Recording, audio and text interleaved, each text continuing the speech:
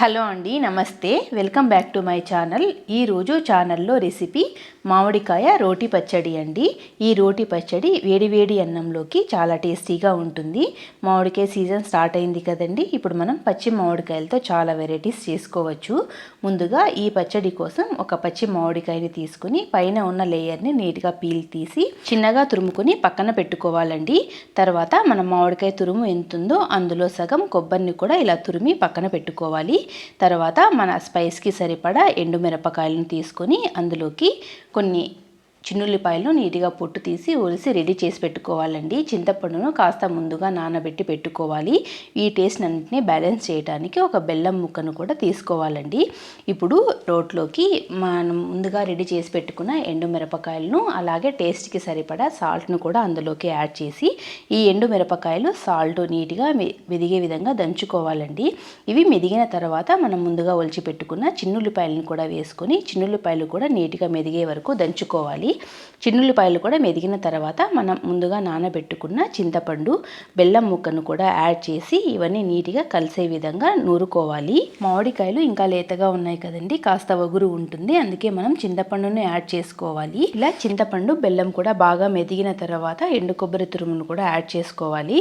కొబ్బరి బాగా మెదిగేంత వరకు నూరుకోవాలండి. కొబ్బరి ఇలా బాగా మెత్తగా మెదిగిన తర్వాత పచ్చి మామిడికాయ తురుమును కూడా యాడ్ చేసుకుందాము. ఈ పచ్చి మామిడికాయ తురుము మరి మెత్తగా మెదగాల్సిన అవసరం లేదండి. కాస్త కచ్చా పచ్చాగా మెదిగినా కూడా బాగుంటుంది చట్నీ తినేటప్పుడు. ఈ మామిడికాయ పచ్చడిని మనం మిక్సీలో కూడా వేసుకోవచ్చండి, లేదంటే మనం గుండు కింద కూడా రుబ్బుకోవచ్చు. ఈ మిక్సీలోకి గుండు కింద కంటే కూడా ఇలా రోట్లో నూరుకున్న పచ్చడి చాలా టేస్టీగా ఉంటుందండి. ఇలా అప్పుడప్పుడు కొద్దిగా వాటర్ వేసుకుంటూ ఈ పచ్చడిని బాగా నూరుకోవాలండి. ఈ పచ్చడి మనం మిక్సీలో కానీ లేకపోతే గుండి కింద కానీ రుబ్బుకునేటట్టుంటే చిన్న ముక్కలుగా కట్ చేసుకోవచ్చండి. మామిడికాయ ముదిరి కాస్త పులుపు మామిడికాయ అయితే మనం చింతపండుని యాడ్ చేసుకోవాల్సిన అవసరం లేదు.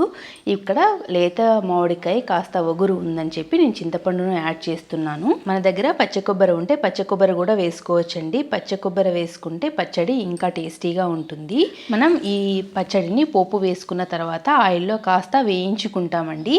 ఆయిల్లో వేగేటప్పుడు కాస్త తడి ఉంటే బాగుంటుంది కదండి, అందుకే వాటర్ వేసి బాగా నూరుకోవాలండి. పచ్చడి నూరిన తర్వాత మొత్తం అంతా నీట్గా తీసి ఒక బౌల్లోకి తీసుకుందామండి. చూడండి, ఈ విధంగా నూరుకుంటే సరిపోతుంది, మరి మెత్తగా నూరుకోవాల్సిన అవసరం లేదండి. ఇలా నూరుకున్న కచ్చా పచ్చాగా చట్నీ చాలా టేస్టీగా ఉంటుంది.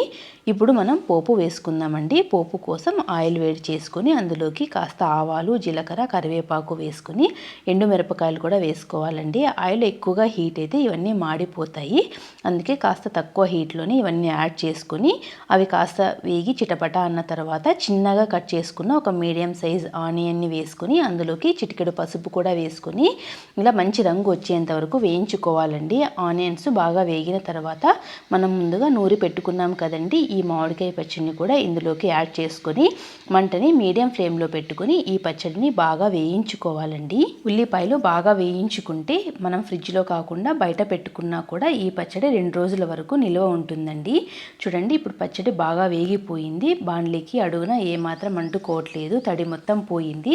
ఇప్పుడు మనం స్టవ్ ఆఫ్ చేసుకుని చల్లార్చుకొని ఒక సర్వింగ్ బౌల్లోకి తీసుకుంటే రోటి పచ్చడి రెడీ అయిపోతుందండి.